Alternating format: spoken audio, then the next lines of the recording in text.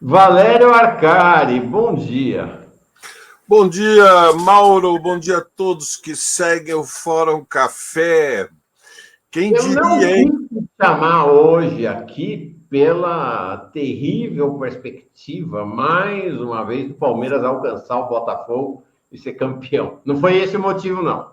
Não foi esse o motivo. Meu Terça-feira, tricolor. né? Vamos ver, temos aqui em São Paulo o confronto, quase uma final. Palmeiras-Botafogo, vale 6 pontos. Próxima terça-feira, 26 de novembro. Mas a verdade é que está na disputa, de fato. Veremos. Eu te chamei, Valério, primeiro porque você é um analista excepcional, mas porque, olha, talvez de todo o espectro político brasileiro, quem mais advertiu, quem mais clamou, quem mais apontou para a necessidade da prisão do Bolsonaro desde 2023 foi o Valério. O Valério o tempo inteiro falando, tem que prender, tem que prender, tem que prender. Ontem ele foi finalmente indiciado, ele mais 36, o caráter militar do golpe se sobressaiu, né? Dos 37 indiciados, 25 são militares, quase 80%, 68%, quase 70% militares, mas a Polícia Federal não pediu prisão de ninguém. Né? Bolsonaro está solto. E o Gonê, de ontem para hoje, já sinalizou nos bastidores aqui em Brasília que, ó, denúncia só em 2025, porque afinal, se ele não dorme, né, toda manhã, o que vai ser da vida dele? Só para 2025, não foi por falta de aviso que esse sujeito ia fazer isso. Bom, quero te ouvir. Como é que se avalia esse indiciamento dos 37 hoje e como é que fica o cenário a partir de agora? Bom, por partes, três notas breves para, digamos, assim, abrir a mente. A primeira, é claro que, considerando a história e a conjuntura, ou seja, estas duas, a dimensão do tempo, de onde viemos e aonde estamos, é uma vitória o indiciamento. Não há precedentes no Brasil. O que prevaleceu no Brasil foi a história do golpismo e da impunidade do golpismo. Aqueles que nos. Então, este é o primeiro elemento. Estamos diante de uma vitória. Evidentemente, a luta, a segunda nota, que a luta para que haja a punição dos golpistas, ela permanece em aberto. O desfecho, o desenlace desse processo é incerto. Não sejamos ingênuos. Existem forças muito poderosas na sociedade que querem abrir o caminho para a anistia. E esta, de resto, é a tradição política do Brasil, assim como o golpismo. E o próprio Bolsonaro já levantou, já colocou na mesa esta carta. Em 32, quando houve a insurreição do paulista, do governo paulista, na época, o governador Pedro Toledo, com o apoio da Força Pública de São Paulo, e se precipitou o país na guerra civil, fundamentalmente o que, no desdobramento do processo, o que prevaleceu foi uma anistia. Uma parte dos golpistas foi para o exílio, foi para Portugal, foi para Buenos Aires. E depois, na sequência, nós tivemos inúmeros golpes, tentativas de golpes, e, no fundamental, as Forças Armadas. Há duas variáveis que permanecem constantes. Outras mudam, mas há duas constantes. A primeira, o sujeito político da articulação do golpe veio sempre da alta oficialidade das Forças Armadas. Sempre foi assim, com o apoio da classe dominante. Então, também não sejamos inocentes. Há um sujeito social e há um sujeito político. Ou seja, em 32, o braço militar é o Segundo Exército e o que depois na história se transformou, a Polícia Militar paulista. Mas o que estava por trás era a fração mais poderosa dos fazendeiros. Não só a ala que historicamente era ligada ao PRP, ao Partido Republicano, mas inclusive a ala que estava ligada ao Partido Democrático tinha apoiado a Aliança Liberal nas eleições de 30 e tinha, portanto, um alinhamento com o projeto do Getúlio Vargas, que consistia essencialmente em reposicionar o Estado como um instrumento de representação nacional da classe dominante, não só da fração paulista e os seus interesses do café. Então, você tem um braço militar e uma fração burguesa atrás. O que aconteceu em 1932 vai se repetir depois como um padrão ao longo de toda a história, de forma dramática em 64, e agora também é assim. Ou seja, não sejamos ingênuos, essa é a minha observação. Atrás de Bolsonaro há uma fração muito poderosa da classe dominante. Ou seja, eu falo para vocês que acompanham o Fórum Café e contigo, a partir de São Paulo, onde a presença da fração paulista, da maioria da fração paulista, é uma fração liberal que incorporou-se à Frente Ampla, que aplaudiu a presença do Alckmin na candidatura a vice do Lula, e isso tentou construir a terceira via com Simone Tebet, e que depois foi a favor de entrar no governo Lula, fazendo exigências, com o pé dentro, com o pé fora, agora apoiando o Haddad contra o Lula, né? O Haddad corta o Lula. Não pode cortar só sobre os trabalhadores. Isto é a fração paulista. Mas há uma outra fração, e ela é mais silenciosa. O agronegócio está com o Bolsonaro. Uma parte do capital financeiro está com o Bolsonaro. Então, nós temos uma luta política que mudou de patamar, porque agora há um indiciamento, mas termino por onde comecei. A luta continua, porque a classe dominante está dividida, e o projeto que o Bolsonaro representa é uma aposta estratégica que saiu evidentemente reforçada nos últimos 6 meses, pelas dificuldades do governo Lula, de coalizão, os conflitos internos, ou seja, a luta clara da fração burguesa neste momento, inclusive de Haddad contra Lula, e pela eleição do Trump, ou seja, pelo fato de que nos Estados Unidos, o país-chave dentro do sistema internacional, triunfa a fração de extrema-direita, que coloca como prioridade acelerar as transformações internas, que são basicamente a destruição dos direitos sociais e inclusive democráticos de 2 gerações do povo norte-americano, a começar pela sua classe trabalhadora, para garantir coesão social e enfrentar a China. Então, nós temos um giro na situação mundial muito importante, mudaram as relações políticas de forças no sistema de Estados, extrema-direita conquistou Washington, Mauro. Aqueles que nos acompanham, eu sei, é sexta-feira, a gente devia se preparar para dormir bem de hoje para amanhã, mas é assim, é um terremoto, as placas tectônicas, Mauro, estão se movimentando. Foi para a extrema-direita o imperialismo mais poderoso do mundo. E no Brasil a classe dominante está dividida. Então, agora é a oportunidade, diante do indiciamento, a mão não pode tremer, é preciso ir até o fim, é preciso reprimi-los, é preciso prender agora, já. O Bolsonaro não pode ficar à solta, esperando o desenlace de uma investigação que vai ser manipulada, porque vai haver luta, vai haver campanha do outro lado. Eles vão fazer campanha. Não, essa estratégia do Gonê, se é que ele está do lado da democracia, porque eu tenho muita desconfiança do que lado o Gonê está, a trajetória dele mostra isso, né? Ele foi um lavajatista, ele era para ter sido PGR do... É incrível a nomeação dele, né? PGR no tempo do Bolsonaro. Incrível! Incrível! É incrível, não. Valério, é a estratégia do nosso inimigo. O sujeito resolve que não vai denunciar porque tem que esperar a eleição. Ou seja, dá fôlego para o Bolsonaro sair vitorioso nas eleições municipais. Agora ele está dizendo que só vai ter uma denúncia em 2025. Sabe o que em 2025 o Charles Rodrigues está dizendo aqui, né?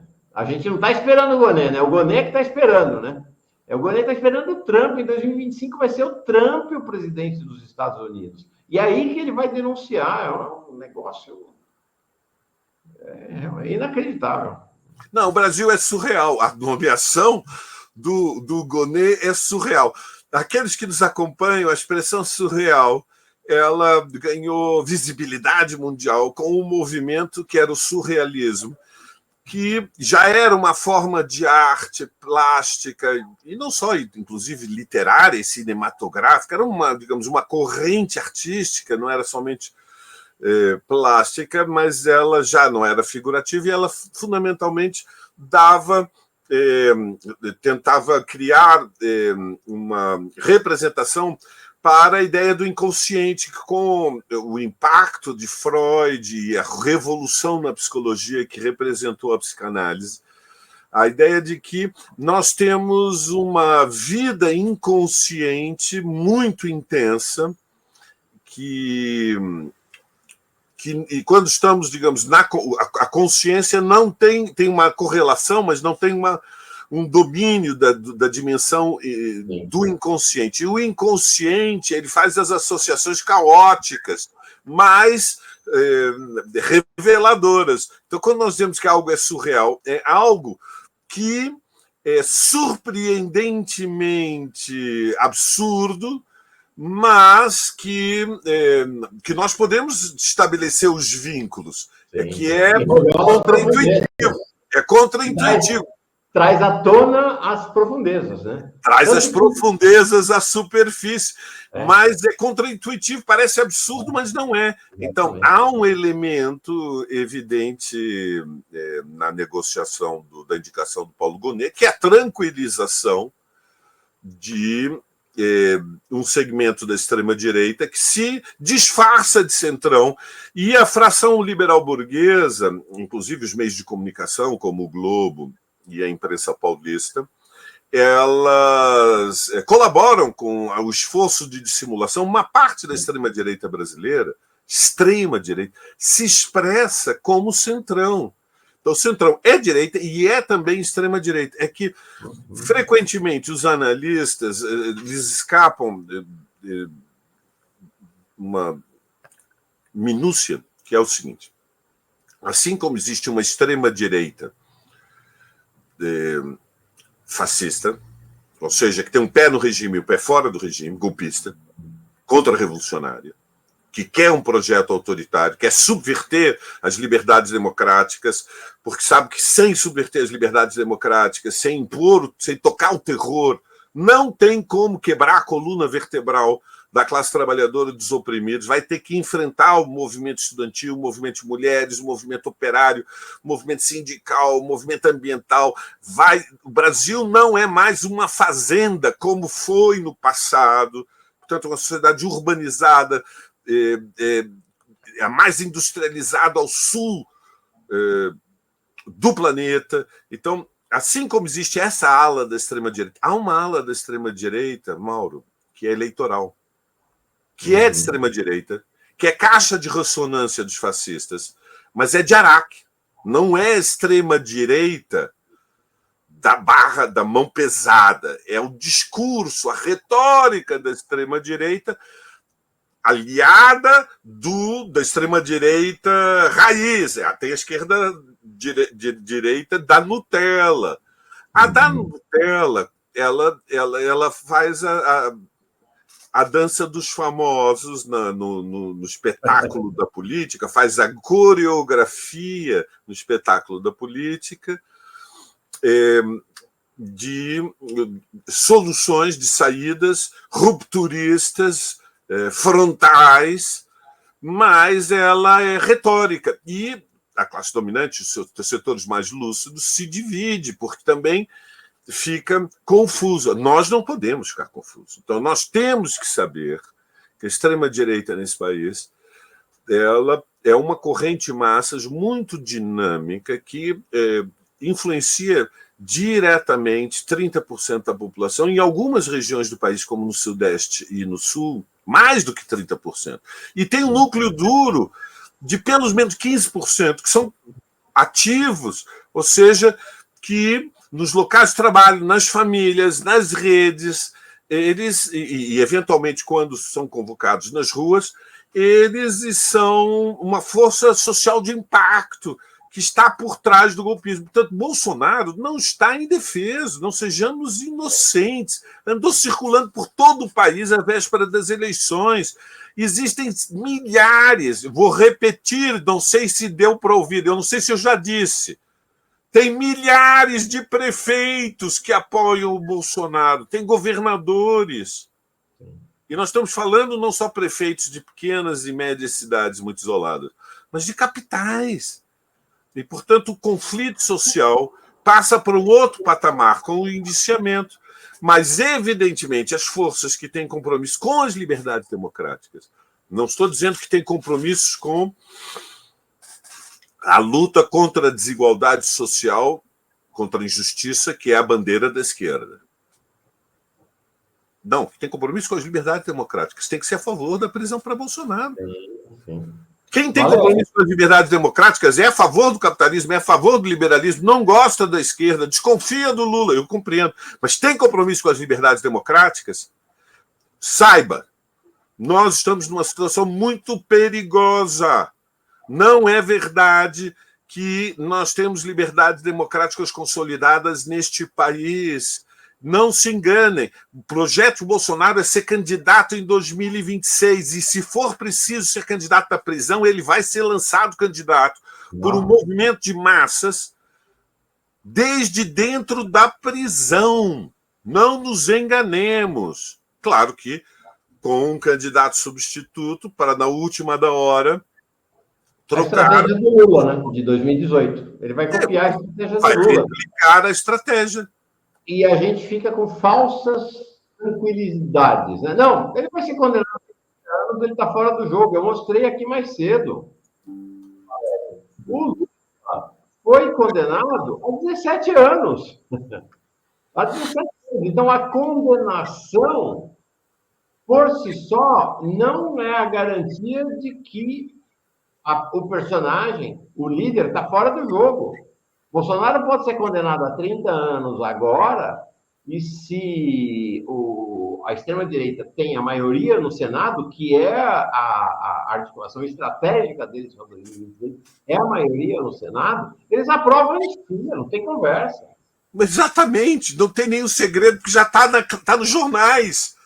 O plano é conquistar a maioria no Senado e criar condições políticas para a aprovação da anistia. Então, o tema de fundo, eu vou dizer agora com todas as letras, vai doer. Quem avisa não é traidor. Vai doer. Esse ditado é argentino, mas é uma delícia. Quem avisa não é traidor. Aí você solta uma barbaridade. É o seguinte, meus amigos, o problema de fundo é que há uma corrente política geral na sociedade implantada. E, claro, o caminho para derrotá-la é, em primeiro lugar, derrotar o seu núcleo dirigente. Começa pela cabeça. Mas nós estamos falando de uma monstruosidade social. Não sejamos inocentes. Há uma monstruosidade. O Brasil está adoecido. Está adoecido. Não independe disso que a economia esteja rolando a 3%, que não é um resultado extraordinário, mas é um resultado positivo. Independe disso o fato de que a inflação vai estar abaixo de 5%, que para padrões históricos no Brasil não é uma inflação fora de controle em nenhum momento da nossa história. Nunca era normal no Brasil a inflação de 10%, não ao ano, às vezes ao mês. Tivemos anos e anos com a inflação de 10% ao mês e agora é de 5%, menos de 5%. Então, apesar destes elementos que criam uma aparente normalidade, diminui o desemprego, aumenta o salário médio. Então, há dados econômicos muito positivos, e ainda bem que os há, mas não nos iludamos, o Brasil está doente, está socialmente doente, porque há uma fratura, há uma ação da classe dominante. Os dados todos estavam presentes lá nos Estados Unidos, na última eleição. Também. estavam presentes noutra escala, noutras proporções, mas estas variáveis atravessaram a sociedade norte-americana. O problema de fundo é que há uma crise mundial do sistema.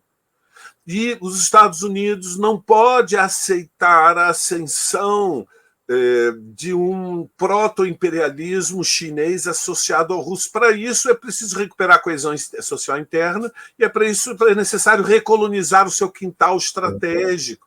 E é nesse processo que a extrema-direita é útil, é instrumental, e ela tem apoio em segmentos muito retrógrados, obtusos das camadas médias, brancas, eurodescendentes, privilegiadas, embora ela esteja dividida, porque no Brasil nós temos também segmentos da classe média, branca, eurodescendente, que estão deslocados à esquerda, chocados com o que é o abismo social da desigualdade, compreendem que isto é insustentável, que a vida não pode ser assim, mas o país está dividido. E o dramático é que, num segmento da classe trabalhadora, a extrema-direita entrou, separando remediados de pobres. Então, o país está doente.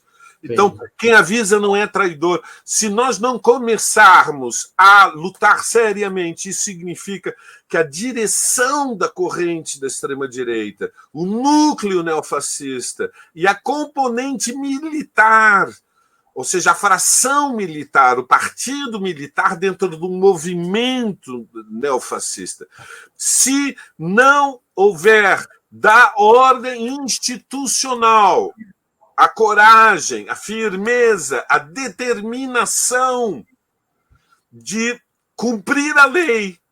Nada mais do que isso. Não há nada que seja ir além da lei. Cumprir a lei. Eles têm que ser presos.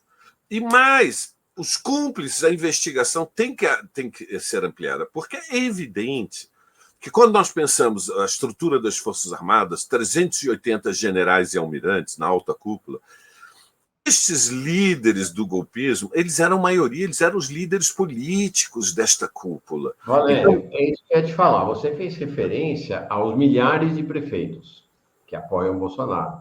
Se a gente for para as Forças Armadas, 70%, 80%, 90% do oficialato é de extrema-direita. Se a gente for para a Igreja Católica, eu tenho tratado desse assunto mais recentemente, a partir até daquela ameaça de um grupo, que seja, da extrema-direita católica contra o STF. Se você for para a Igreja Católica, 60% dos padres e bispos, dos bispos não, mas dos padres, são de extrema-direita. Se você for para a Igreja Evangélica, eu não estou falando da massa católica, mas daqueles que comandam. Sim, do aparelho interno. Evangélicas, quem domina o aparelho. 70% dos pastores e pastoras são bolsonaristas. Se você for para o agronegócio, 90% é bolsonarista. Se for para o empresariado urbano, sei lá, 60% é bolsonarista. É uma força absurda. E a gente acha que dá para esperar 2025, que dá para esperar o Trump, que dá para esperar tudo para quando for no segundo semestre de 2025 condenar o Bolsonaro e aí botar ele na cadeia. É loucura. Exatamente. Há um elemento de ilusão. Há uma ilusão que o rito democrático institucional, isto é uma ideia liberal muito poderosa, é o que domina, aliás, a ciência política brasileira, o institucionalismo. A ideia de que a política se explica fundamentalmente pelos profissionais da política. Existe um campo da atividade social que são os profissionais da política. E os profissionais atuam fundamentalmente no terreno das instituições, que são o terreno do poder. E, portanto, há uma ilusão de ótica, que é que toda a política está concentrada nas instituições, que a política é só o mundo institucional. E no caso de Brasília, como houve uma anomalia histórica, que nós construímos uma capital a 1.000 quilômetros da vida civilizada. Nós, eu digo, o Estado brasileiro, o Juscelino, como parte do projeto da pacificação nacional, tirar a capital do Rio de Janeiro, pobre Rio de Janeiro.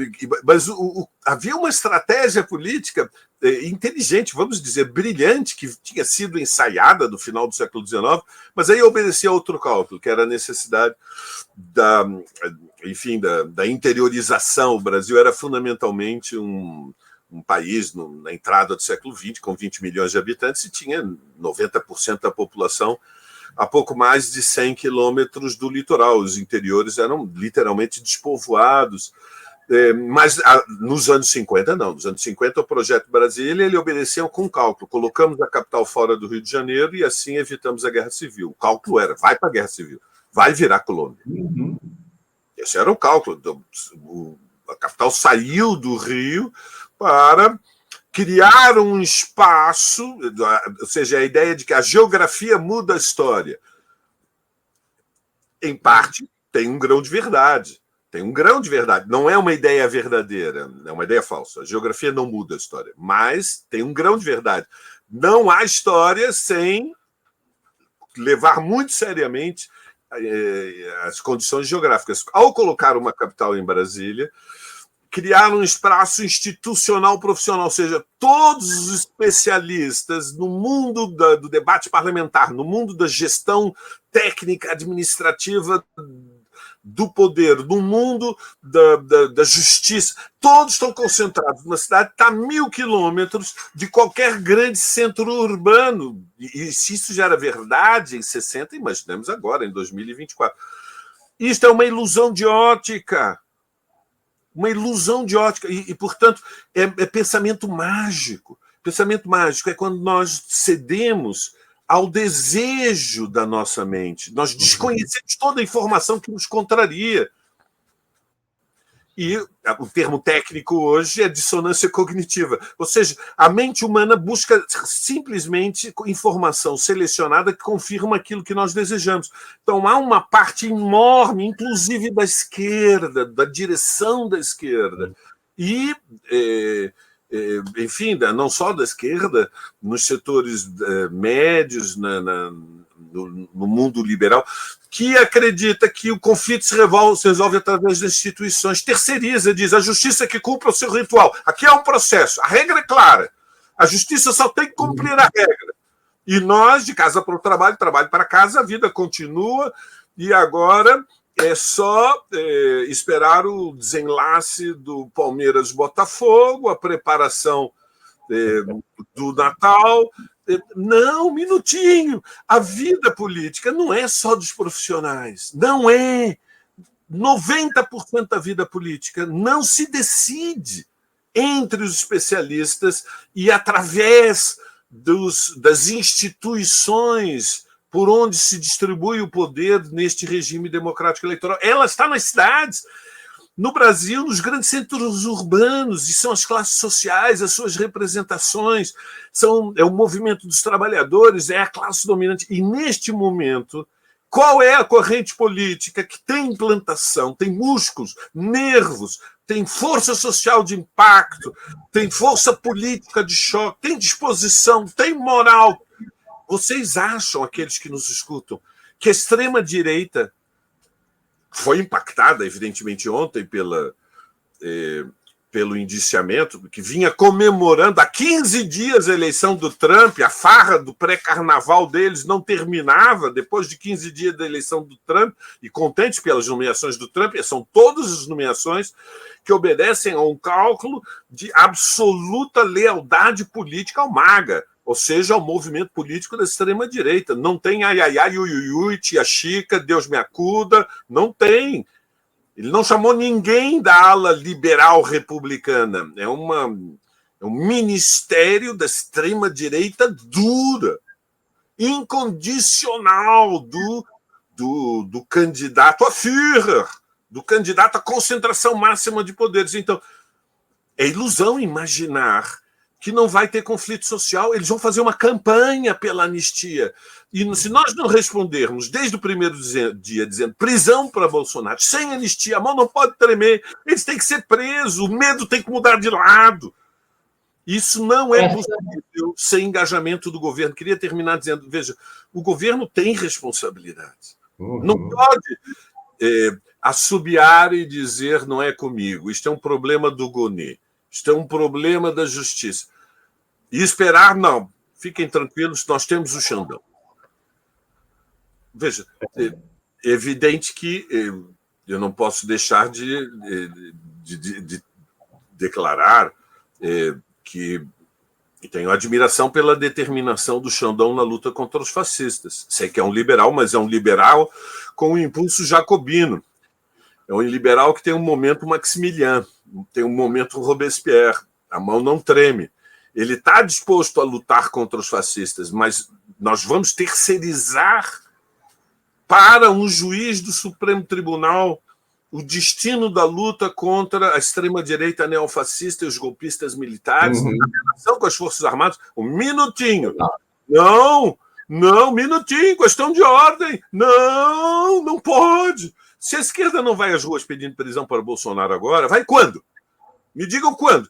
Tem algum momento mais oportuno? A gente já perdeu poucas oportunidades desde janeiro de 2023. Perdemos poucas? Não perdemos muitas. Depois de janeiro de 23, era necessário avançar sobre a extrema-direita. Veja, por que eu acho que o Palmeiras vai ser campeão, para terminar? Porque o Palmeiras, quando vem a oportunidade, ele avança. Ele avança, o comandante do time, o Abel, dá instrução. Veiga, à frente, agora, tudo.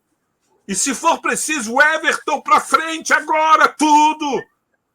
Vencer, vencer, vencer. É preciso querer vencer, acreditar em vencer. Então a esquerda tem que ir para as ruas, prisão para Bolsonaro, sem anistia.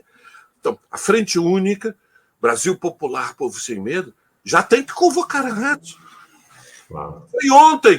Hoje já tem que ter reunião da executiva da Brasil Popular e da Povo Sem Medo. Os camaradas com quem eu discuto o PSOL já estão envolvidos nesse impulso, nessa articulação. Claro, nós não vamos chamar para segunda-feira, nós sabemos as dificuldades, tem que construir essa mobilização, tem que mexer com o coração, tem que mexer com a imaginação, tem que mexer com a vontade, tem que mexer com o fígado da esquerda, mas agora não pode tremer. Prisão para Bolsonaro, sem anistia. Valéria. Encerramos com esse grito pela prisão de Bolsonaro e sem anistia, que é o grito. Qualquer juntou 10 pessoas, sai o grito de sem anistia. Este é o grito que foi o grito que embalou a posse de Lula em 1º de janeiro de 2023. Valério, obrigado, viu? Foi ótimo. Foi bem importante você ter vindo aqui. Acho que iluminou o caminho para nós aqui. Um abração. Exagero seu. Legal. Mas é bom te ver e oxalá... Oxalá tenhamos um final de ano com uma alegria maior, um maior conforto. A verdade é que ontem foi um dia bacana. Foi bom. Abração. Aquele abraço.